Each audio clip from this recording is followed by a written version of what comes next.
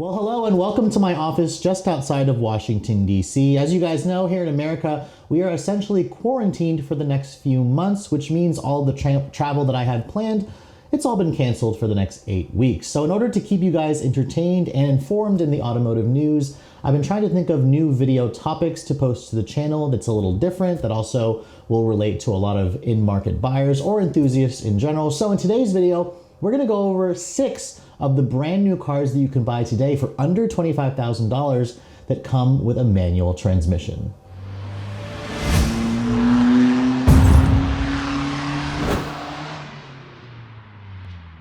Now, of course, these cars from my list are actually all import brands. That's right, full disclosure, all the American companies have pulled out of the car segment, so you can't even get something like a Ford Focus or a Dodge Dart, of course, or a Chevrolet Cruze. Those have all been discontinued. And essentially from this list, I have 3 Korean branded cars and 3 Japanese brands, which I feel are the best ones you can buy. And keep in mind, these are all equipped with manual transmissions, and they're not just the basic base model that you have to buy that come equipped with no safety and no tech features. No, most of the brands have learned that if you're going to offer a manual transmission, you're going to have to throw in a few features. So without further ado, let's get started with the list. Now, of course, because most SUVs and pickup trucks don't come with manual transmissions, especially if you're looking to spend under $25,000, this list is going to be limited, of course, to compact cars and hatchbacks, which are still a relatively strong sales segment here in the States. It's been slowly dying out, but you can't really beat a vehicle like that if you're looking for an inexpensive commuter car that won't break the bank, especially when you're looking at maintenance, when you're looking at fuel prices and filling up at the gas stations, and just in general overall. So to start off this list, to kick things off, I'm going to start off with my first choice, and that's the 2020 Kia Forte GT. Now, this was one of my most recent videos. You guys have been requesting me to do a Forte GT review for quite some time. And this is essentially based off of the same car as the Hyundai Elantra sedan, the sport model. So it comes equipped with a 1.6 liter turbocharged engine. You can take your pick between either a 7-speed dual clutch, which is actually the cheaper option, or the 6-speed manual one. The 6-speed manual model starts around $500 more at $23,090. Once you factor in the destination charge, you're looking at a total price of around $24,055 with the 965 destination. Now, this car in general is very well equipped for the money, and it also looks really good. At the front, it's got full LED headlights, although it does have an incandescent turn signal and halogen fog lights. You have these beautiful set of 18-inch wheels. It also comes standard with things like blind spot monitoring, keyless access with push button ignition, a power sunroof, Harman Kardon stereo, heated leatherette seats. So again, you're not essentially paying for a base model here. And really what you're only missing out with when you don't go for the automatic transmission model like the one that I drove had with the GT2 package is you're losing out on the ventilated seats and the full speed range adaptive cruise control, which I think most people would probably be okay with. You're still going to get things like the automatic emergency braking, lane keeping assist, lane departure alert, blind spot monitoring with your cross driver alert. That is all included on the manual transmission at just under $25,000. It is definitely a steal and one of the best looking new compact sedans that you can buy. Moving on to number 2 on my list, and this is the 2020 Hyundai Veloster Turbo R-Spec. Now, when I first drove the R-Spec model in San Antonio about 2 years ago, this was of course based off of the all-new 2nd generation Veloster. This is one spunky little hatch, and from my list, it's also probably one of the most eccentric looking, one of the ones that's going to stand out the most in terms of looks. The R-Spec model is a little bit more decontented, of course, versus that Kia Forte and in general, but you still get features like push button ignition with keyless access. You'll get a Harman Kardon stereo system. You'll get 18-inch alloy wheels. You'll have LED low beam headlights. So again, still very well equipped, but because it's a smaller car versus the Forte, you're looking at a lighter car, about 200 pounds lighter at around 2,800 pounds. And it comes equipped with the same 1.6 liter turbocharged engine with 201 horsepower and 195 pound-feet of torque. A 6-speed manual, of course, is the only transmission option when you guys go for the R-Spec model. Sadly, a limited slip differential is still not included because you have to step up to the Veloster N. I did not include the Veloster N on this list because the Veloster N starts $1,000 over my $25,000 budget cap. But as you can see, for a car that has a sticker price of $24,305, it definitely looks nothing like a penalty box. It again reminds me a lot of the hot hatch models that you could buy just from like 10 years ago with basically the same amount of power. Nowadays, hot hatches are approaching or exceeding 300 horsepower, but with 201 horsepower, you'll still get to 60 in around 6 seconds. It's probably a couple tenths of a second quicker than the Forte GT, but you are missing things like the power sunroof and the leatherette seats and the heated seats, which you do not get on the R-Spec model.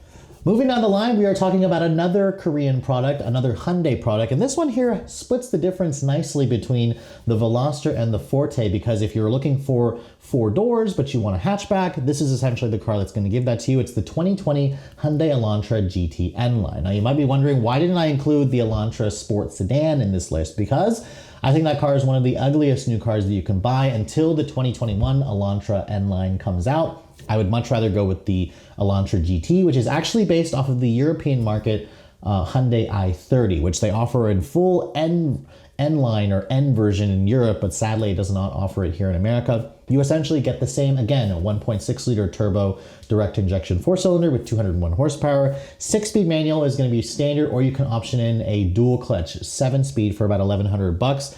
The Elantra GT definitely gives you some of the features from the Forte, from the leatherette seats to some of the driver assistance tech, to the upgraded Bose sound system, the heated seats. If you guys spec in the dual clutch transmission, you'll also be able to spec in a panoramic sunroof. So if you want a pano sunroof, because you can't get it on the Kia or on the Veloster, you can get it on the Elantra GT. You just have to add in the dual clutch. It also will throw in the ventilated seats and the full speed range adaptive cruise control. That'll push the price to around $28,000 for the dual clutch. The manual transmission model, though, is the one you want to get because it pairs beautifully with that turbocharged engine. You don't have to deal with some of the jerkiness of the dual clutch, and of course with a manual transmission, you're going to be having that connected feel. Sadly, of course, a limited slip differential is still not available even on the N-Line version. But as you can see, the Koreans are basically killing it in terms of offering a lot of bang for your buck, a lot of fun for your buck without charging a crap ton of money. And they also throw in a lot of features in there, all while giving you a killer warranty to boot. That 10-year, 100,000-mile warranty, of course, is something that Hyundai and Kia have been offering for years. The N-Line version of the Elantra GT, of course, comes stickered at $24,455. So this is the most expensive option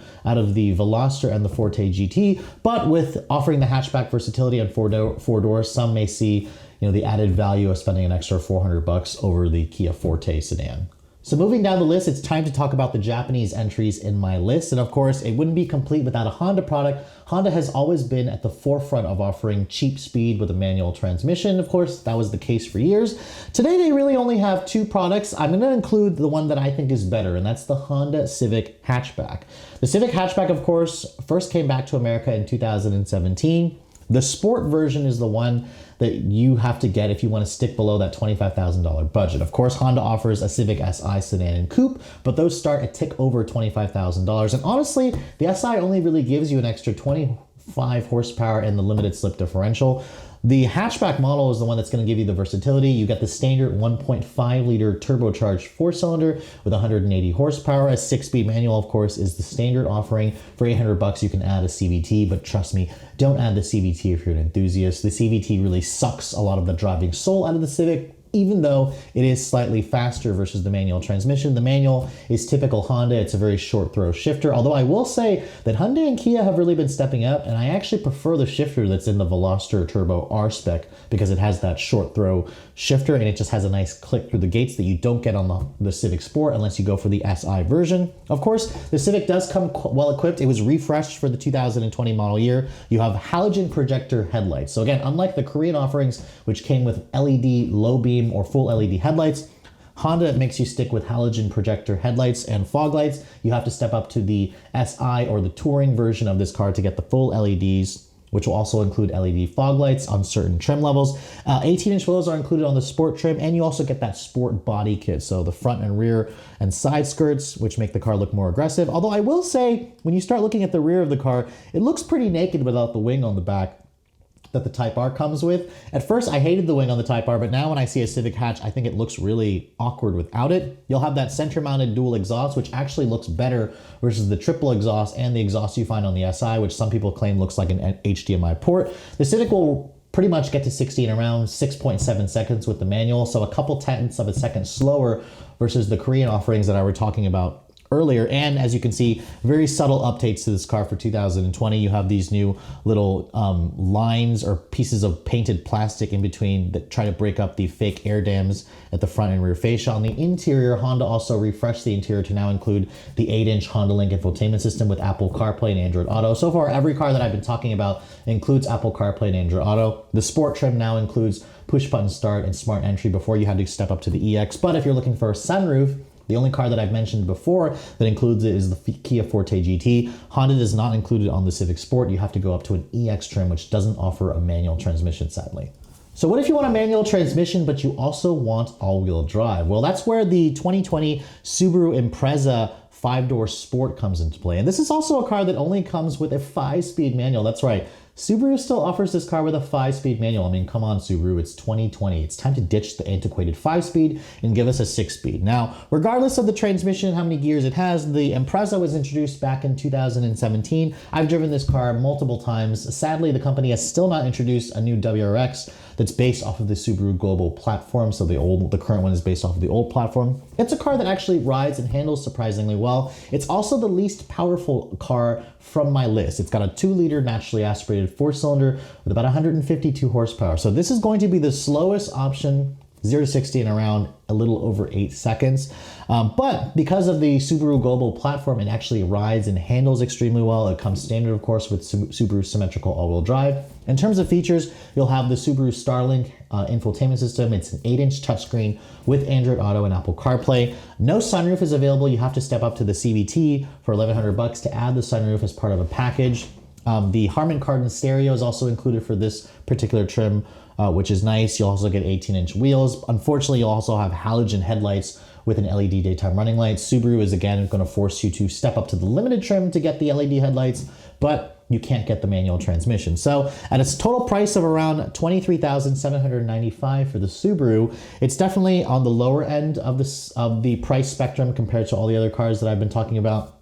And if all-wheel drive is a huge priority for you, this is really your only game in town. Last but not least, I couldn't stop this list without talking about the redesigned 2020 Corolla. Now, Corollas in general have never really been cars that have a reputation for being sporty. This new version, now based off of the TNGA platform, definitely changes all that. Toyota has really gone to great lengths to make this car a lot more interesting. And if you guys go for a sedan model, I'm talking about the sedan because the hatchback, while it is in the budget, the hatchback model is considerably smaller in the back seat versus the sedan and in the trunk area, so which is why I'm probably going with the sedan instead. The 18-inch wheels that you get on the SE also are a nice touch. Toyota also throws in LED low and high beam headlights, LED daytime running lights, LED turn signals. So a lot of features on this car. It's surprisingly good looking as well. I think Toyota has done a really good job with making the Corolla look a lot more interesting on the exterior, especially the sedan version. You got a 2-liter naturally aspirated 4-cylinder, just like the Subaru, but in the Toyota, it makes 169 horsepower. So considerably more power. You're looking at 0 to 60 in around the just over 7-second range. So not as quick as the turbocharged models, but Toyota throws in some features. You can also get this car with a sunroof, which is included. You'll have an 8-inch touchscreen with Android Auto, of course, and Apple CarPlay, which Toyota recently just added. And you'll also have push-button start. You can also option this car up to get the JBL premium sound system. So Toyota is really stepping it up, and at a price of around $23,705 for the SE sedan with a 6-speed manual, it is one of the least expensive options you can buy. And because of that naturally aspirated engine, it's also one of the most fuel efficient. This model here is rated to get 32 mpg. The Civic is also the next one that gets 32 mpg with its 1.5-liter turbo, so more power, a turbo engine, and the same mpg. The Subaru is going to be the least efficient model because it has a 5-speed manual and it's all-wheel drive at 25 mpg combined. The Koreans are right behind at around 26, 28, and 29 mpg combined for all of those. Only the Civic, surprisingly, asks for premium gas. That is a recommendation, not a required measure. All the other cars are going to use regular gas. Now, of course, some of you may be wondering, why didn't I talk about Mazda on this list? I mean, Mazda offers a 6-speed manual on the new Mazda 3, which has one of the, best looking designs in the segment, one of the nicest interiors in the segment, and it offers 186 horsepower. Well, unfortunately, if you guys want a manual transmission, you have to get the hatchback and you have to get the fully loaded premium trim, which is a nice thing to get as an enthusiast because you'll have all the tech and the driver assistance features. But unfortunately, as you can see, at a price of $28,645, this is pretty expensive. It's about $3,000 over my budget, and you could also get something like a Volkswagen GLI or GTI, which have considerably more power than the Mazda, more fun as well, And it's really showing a sign that Mazda needs to step up their engine technology, because they used to be at the forefront of offering plenty of fun like this for under $25,000. Another car that's not on my list, of course, is the Volkswagen Golf. Now, obviously the GTI and GLI are not on this list because they're around $28,000 and $27,000 to start. But a regular Golf, as you can see, fits in my budget at $24,000. For a 4-door with a 6-speed manual. It comes with a 1.5 or 1.4 liter turbo and around 150 horsepower. This generation Golf, however, the Mark 7 is on its way out. There's a new Mark 8 coming out, and to be honest, it's looking a little bit bland compared to the other vehicles that I was talking about. Also a little bit light on features. It comes with these really small looking set of 16-inch alloy wheels. Everything else that I showed you had 18-inch wheels. So there's a reason why I kind of left the Golf out. I just don't think it's one of the top players that you can get, especially,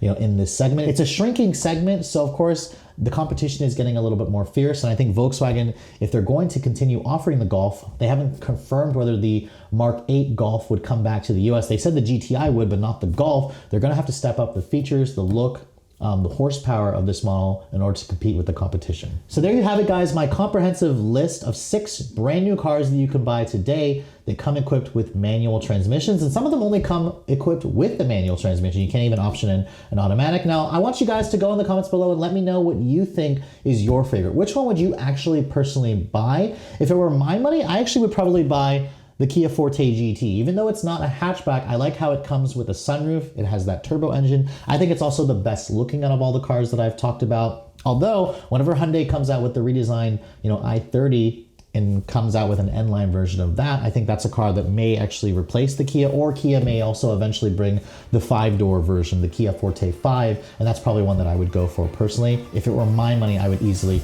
go for that. But with all that said, I hope you guys have enjoyed this video talking about the 6 new cars you can buy for under $25,000 with a manual transmission. If you're also looking to see the latest cars I'm testing, be sure to follow me on Instagram at redline_reviews. Like us on Facebook, and as always, guys, please keep subscribing to the Redline Reviews YouTube channel for all the latest reviews. Thank you so much for watching, guys. I'll catch you all in the next video.